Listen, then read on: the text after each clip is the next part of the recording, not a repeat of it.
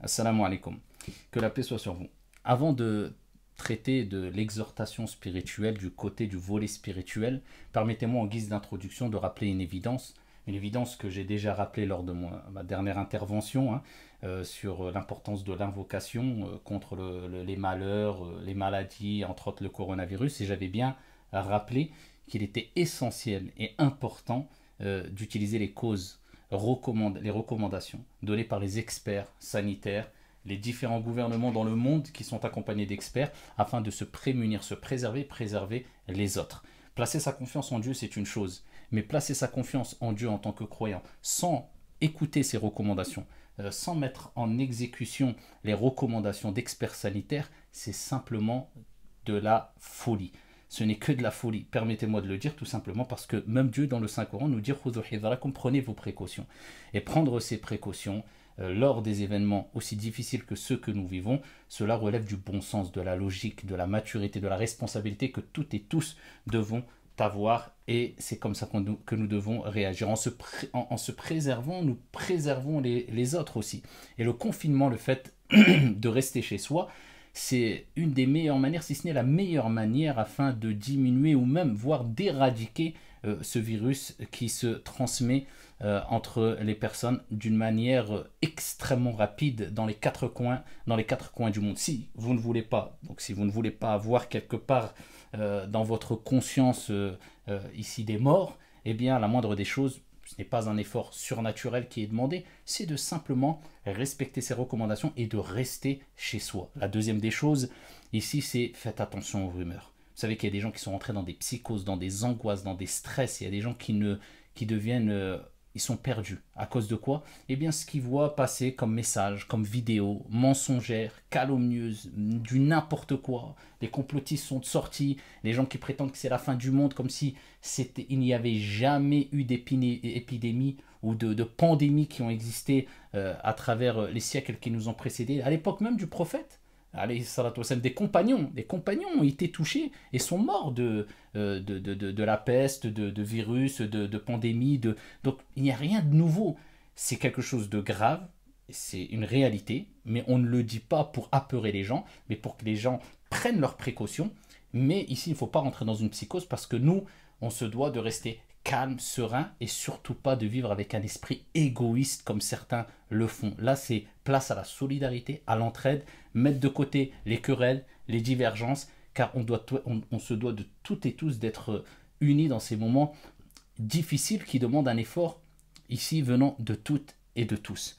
Donc cela étant dit, je vous laisse avec le deuxième volet ici qui est le côté spirituel et qui nous rappelle l'importance de s'en remettre et de se réfugier auprès de Dieu tout en, comme je le dis encore et je réitère encore mes propos, tout en prenant en considération toutes les causes et les recommandations qui sont demandées par les experts en la matière. Que Dieu vous préserve. À tout de suite. Nous vivons une époque assez particulière, beaucoup de stress, beaucoup d'angoisse, beaucoup de troubles, beaucoup de maladies, beaucoup de problèmes, beaucoup de craintes, beaucoup de peurs. L'être humain, face à ces épreuves, à ces troubles, a envie de fuir. Fuir vers la tranquillité, vers l'apaisement, vers la solution idéale. Mais malheureusement, certains se perdent, certains fuient vers l'alcool et sombrent dans l'alcool, malheureusement, parce qu'ils ne trouvent pas d'autres alternatives. Ils n'arrivent pas à affronter la vie, la réalité des choses. D'autres fuient quelque part une certaine pauvreté ou une situation assez précaire et ils fuient cela vers les jeux de grattage, de hasard, paris sportifs, etc. jusqu'à ce qu'ils sombrent dedans, ils deviennent addicts. D'autres personnes fuient vers le mal, hein. Ils essayent de fuir ces problèmes-là en faisant du mal aux autres, avec un certain égoïsme et en pensant qu'à soi-même, et ainsi de suite. C'est la nature de l'homme quelque part, il a tendance à vouloir fuir et surtout dans les mouvements ou dans les moments plutôt de panique.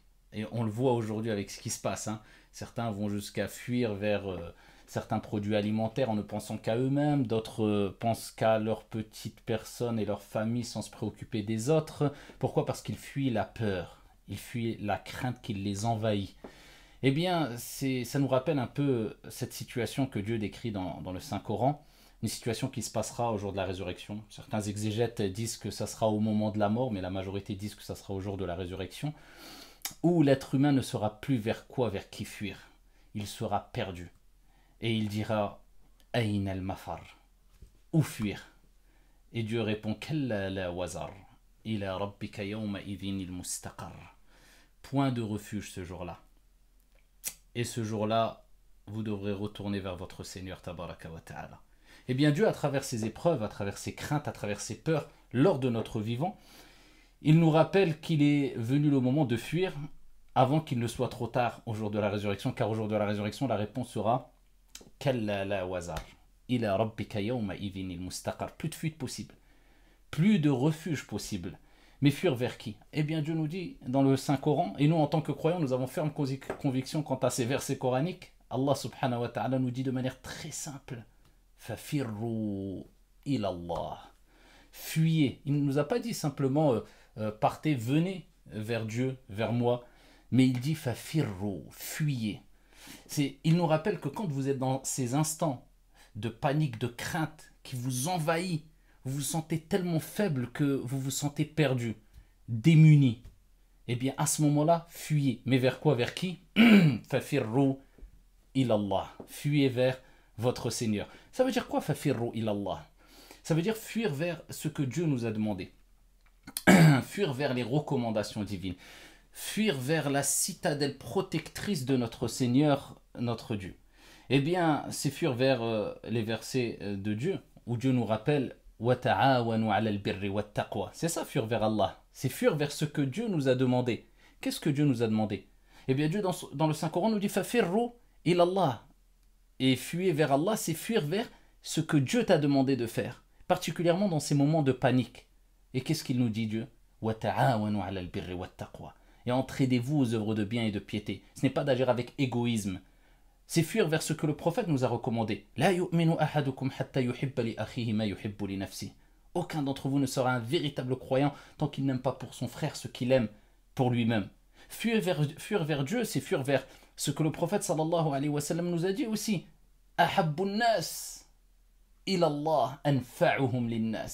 Les meilleurs, les gens les plus aimés auprès de Dieu, ce sont ceux qui sont utiles.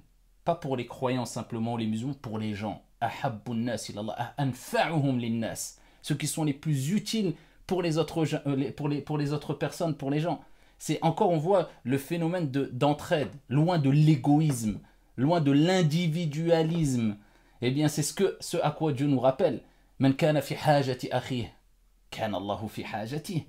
Tu veux le secours, eh bien le prophète te dit, celui qui vient en aide à son frère, eh bien Dieu viendra en son aide. Comme tu feras, on te fera, tu fais le bien, eh bien on te rendra ce bien par le bien, incha'Allah ta'ala, un moment ou un autre. Dieu ne fait pas perdre la récompense des bienfaisants. Fafirru ilallah. De manière très apaisée, sereine. Fuyez vers Dieu. Fuir vers Dieu, c'est quoi? C'est fuir vers les recommandations divines. Et parmi elles, parmi ces recommandations, notre Seigneur nous dit وَمَن يَتَوَكَّلْ عَلَى اللَّهِ فَهُوَ حَسْبُهُ. Celui qui place sa confiance en Dieu, Allah lui suffit amplement. La taqnatu min rahmatillah. C'est fuir vers ce verset coranique. Ne désespérez jamais. Ne désespérez jamais de la miséricorde divine. Allah subhanahu wa ta'ala nous appelle et nous invite à rejoindre sa citadelle protectrice, cette sécurité, sa miséricorde, et avoir la bonne opinion de lui, comme le prophète nous l'a recommandé. C'est ça, fuir vers Dieu. C'est fuir vers le fait que je suis convaincu que Dieu est miséricordieux et que Dieu nous veut le bien et que sa miséricorde dépasse sa colère. Certes, il y a des messages que Dieu envoie à travers des épreuves, etc. C'est pour nous rappeler à l'ordre. C'est une invitation au repentir. C'est une invitation à revenir vers l'essentiel aussi. Mais ça ne veut pas dire que automatiquement Dieu va nous châtier jusqu'à nous détruire, jusqu'à nous faire périr et avoir ça dans l'idée et dans l'esprit. Sa miséricorde dépasse sa colère. La yukallifullahu nafsan illa wus'aha. Allah ne donne pas à une âme une charge au-dessus de sa capacité. Ce que tu vis comme épreuve, tu pourras le supporter. Et maintenant, vouloir fuir le destin, c'est une erreur. Car ce qui fait partie de la croyance, des piliers de la foi pour le croyant, c'est de croire au destin, qu'il soit bon ou mauvais.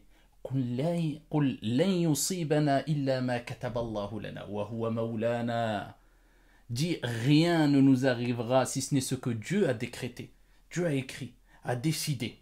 Et c'est lui notre protecteur. Et c'est en lui que place leur confiance les gens confiants, les croyants. Donc il faut vivre avec cet espoir aussi, avec cet optimisme. Bien sûr, il faut prendre en compte ici les avertissements divins, les messages que Dieu nous envoie. Et ça ne veut pas dire parce que Dieu nous envoie des épreuves qu'il ne nous aime pas. Quelquefois, priver les gens d'une chose qu'ils aiment, c'est une preuve d'amour. Regardez le comportement des parents envers leurs enfants, qui leur sont chers. Ces enfants sont chers pour les parents. Qu'ils aient 2 ans, qu'ils aient 5 ans, qu'ils aient 10 ans, qu'ils aient 15 ans. Mais par amour, quelquefois, quand l'enfant ne comprend pas, par éducation, par amour, par empathie, par miséricorde, les parents vont lui priver de certaines choses. Que l'enfant aime, que l'enfant chérit, que l'enfant veut garder. Mais c'est le seul moyen pour ramener l'enfant à l'essentiel et qu'il se rende compte des bienfaits qui lui sont à disposition et qu'il négligeait, qu'il banalisait. Afin que l'enfant soit éduqué, afin que l'enfant prenne conscience des choses. Eh bien, eh bien notre Seigneur Tabaraka wa Ta'ala, sachez qu'il est plus miséricordieux envers ses serviteurs que ne l'est la mère envers un enfant. Et Dieu, quelquefois, nous prive de choses pour nous rappeler à revenir à l'essentiel. Cessez de banaliser les bienfaits. Regardez, aujourd'hui, nous sommes privés de beaucoup de bienfaits. Bienfait de la liberté, on ne peut pas sortir comme on veut. Et on ne donnait aucune importance à cette liberté, c'est quelque chose de banal. Bienfait de la nourriture, les gens, regardez, sont dans une certaine panique.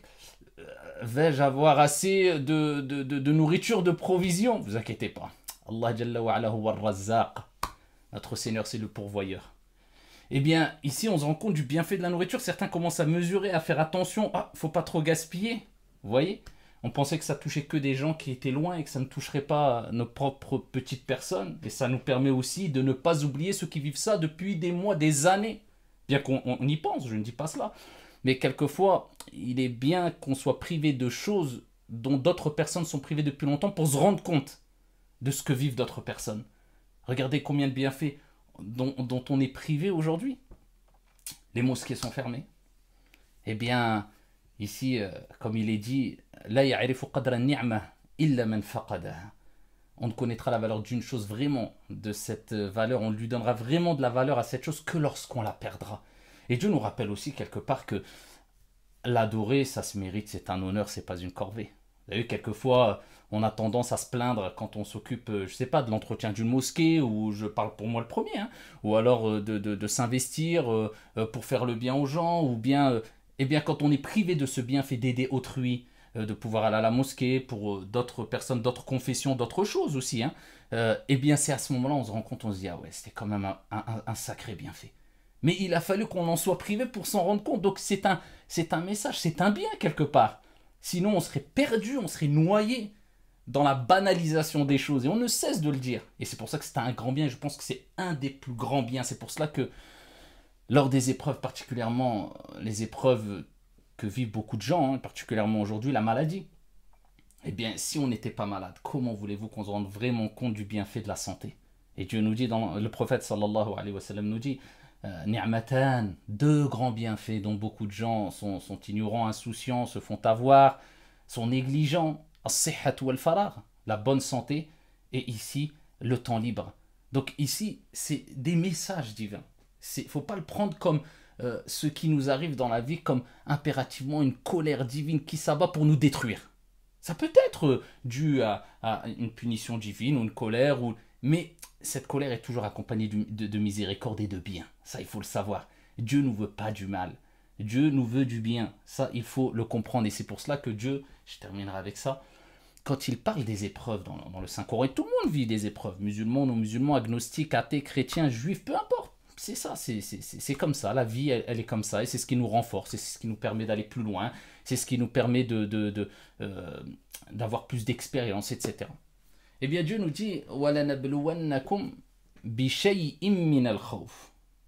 Dieu n'a pas dit je vais vous éprouver par la peur, par la diminution de biens, de personnes, il dit بِشَيْءٍ. On va vous éprouver par quelques, regardez la miséricorde divine, pour dire que ça va s'arrêter, ce n'est pas Ce n'est pas une torture, ce n'est pas une épreuve éternelle dans cette vie d'ici-bas qui ne va pas s'arrêter. Non. وَلَنَبْلُوَنَّكُمْ بِشَيْءٍ مِّنَ الْخَوْفِ. On va vous éprouver par quelques, pas par la peur, quelques peurs, c'est limité, vous inquiétez pas. بِشَيْءٍ مِّنَ الْخَوْفِ وَالْجُوعِ. Par un peu, pas complètement, vous inquiétez pas. Un peu de faim. بِشَيْءٍ مِّنَ الْخَوْفِ وَالْجُوعِ وَنَقَصٍ مِّنَ الْأَمْوَالِ وَالْأَنفُسِ. La diminution des biens, quelques diminutions de biens et de personnes. وَالثَّمَرَاتِ وَبَشِّرِ الصَّابِرِينَ. Et annonce la bonne nouvelle aux patients. وَبَشِّرِ الصَّابِرِينَ الَّذِينَ إِذَا أَصَابَتْهُمْ مُصِيبَةٌ قَالُوا. Ceux, quand il leur arrive une épreuve, ils disent Inna lillah wa inna ilayhi raji'un. Nous appartenons à Dieu et nous retournerons vers lui. C'est une épreuve qui vient de Dieu, nous patientons avec sérénité, avec calme. Ulaika alayhim salawatum min rabbihim wa rahma. Ceux-là recevront des prières venant de Dieu et sa miséricorde. Ulaika alayhim salawatum min rabbihim wa rahma wa ulaika humul muhtadun. Et ceux-là sont les bien guidés. Donc abshiru ayyuhal akhyar, patientez, wahtasibu, espérez la récompense divine. Soyez solidaires, ne soyez pas égoïstes. Sérénité, revenir vers l'essentiel, ne plus banaliser les choses, revenir vers notre Seigneur Tabaraka wa Ta'ala avec un repentir sincère et reconnaître notre faiblesse. Que Dieu vous préserve. Assalamu alaikum.